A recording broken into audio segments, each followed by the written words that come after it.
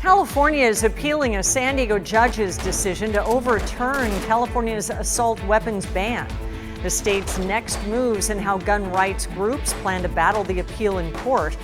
Plus, Cal OSHA is already rescinding its decision on face masks adopted last week, what it means for fully vaccinated workers, and the Positively San Diego volunteers helping to get people vaccinated from day one.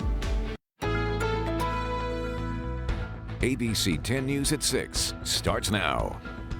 Governor Gavin Newsom joined forces today with the Attorney General and gun control advocates to announce that they are fighting against a San Diego judge's recent ruling on assault weapons. Good evening, I'm Kimberly Hunt. And ABC 10 News reporter Jennifer Kastner has more on the legal action they are now taking after the judge declared that the state's ban on assault rifles is unconstitutional. Surrounded by gun control advocates Thursday, California Attorney General Rob Bonta told reporters that the state has appealed the ruling by a San Diego federal judge to overturn the 3-decade-old ban on assault weapons. In many ways, the opinion was disturbing and troubling and of great concern. Critics have ripped apart the 94-page decision released by Judge Roger Benitez, where the judge deems the law unconstitutional, and the judge added in part that more people have died from the COVID-19 vaccine than mass shootings in California.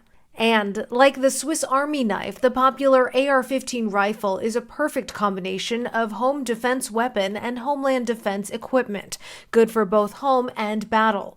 This is not an AR-15. This is a pocket knife. They are different. This is not a weapon of mass destruction. An AR-15 is. Gun safety saves lives, period, full stops. The data bears that out. And we need to call this federal judge out. He will continue to do damage, mark my word. Governor Newsom has called the ruling a direct threat to public safety. Is it Sutherland Springs? Is it San Bernardino? Is it Poway? You got another 10 minutes? I could continue down that damn list. The Firearms Policy Coalition, or FPC, is a gun rights organization that supported the federal Second Amendment lawsuit filed against the state, challenging the weapons ban. Thursday, the FPC sent ABC 10 News a statement outlining that the state's desire to continue imposing its ban should not be allowed to prevail over the fundamental rights of law-abiding gun owners. FPC will aggressively litigate this case on appeal and will take every action to defend the court's legally and historically correct decision up to and at the U.S. Supreme Court. The state is asking the Court of Appeals to extend the current 30-day stay of the ban, which would leave the ban in place through the appeals process.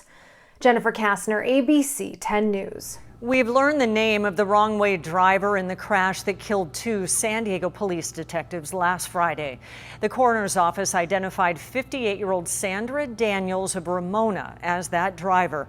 Daniels was traveling northbound in the southbound lanes of I-5 in San Ysidro when she slammed into the other car. She also died in the crash. Married SDPD detectives Ryan Park and Jamie Huntley Park were killed in the collision.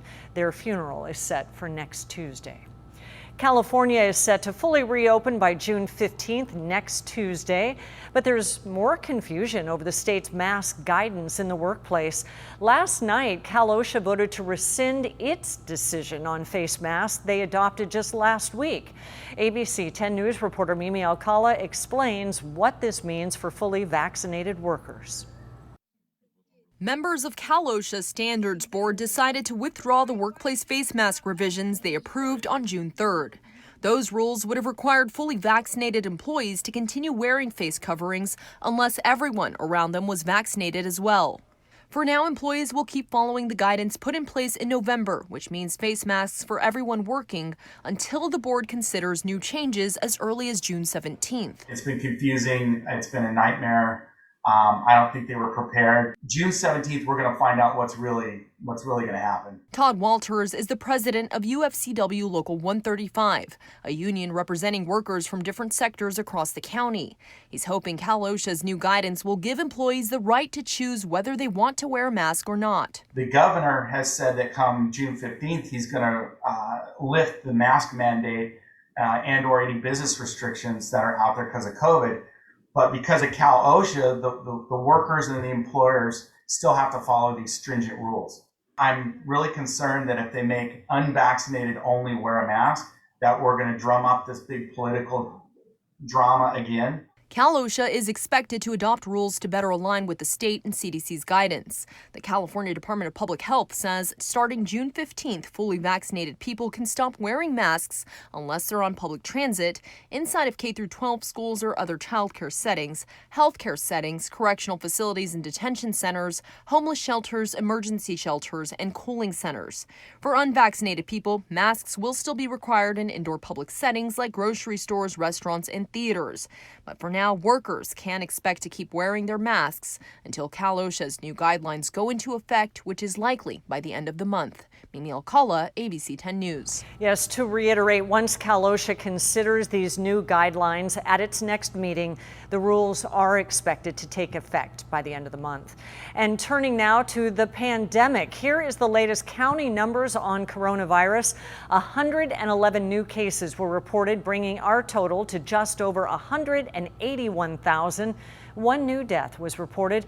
More than 3,700 San Diegans have lost their lives to COVID, and more than 1.7 million San Diegans are now fully vaccinated. That's just over 60% of all eligible residents.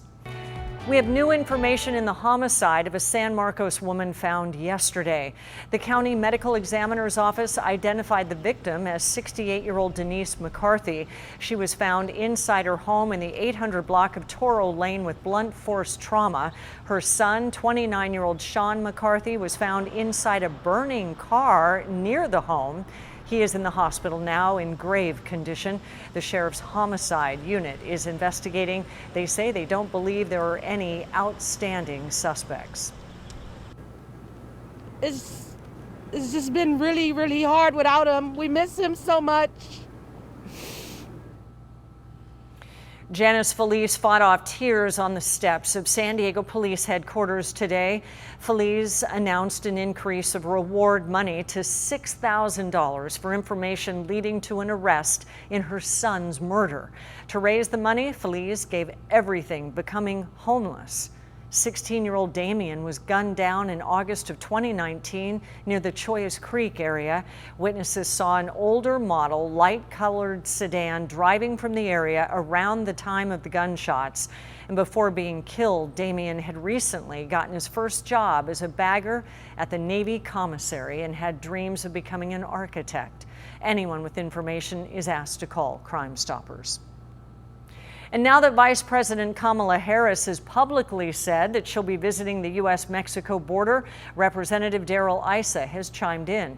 In a tweet today, Issa gave her an official invitation to join him here in San Diego to visit the border.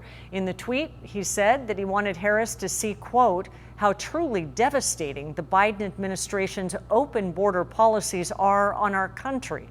No word yet on if Harris is considering Issa's invitation.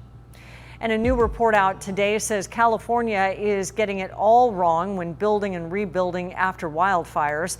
It suggests that the state needs to view wildfire danger and the housing crisis as the very same issue.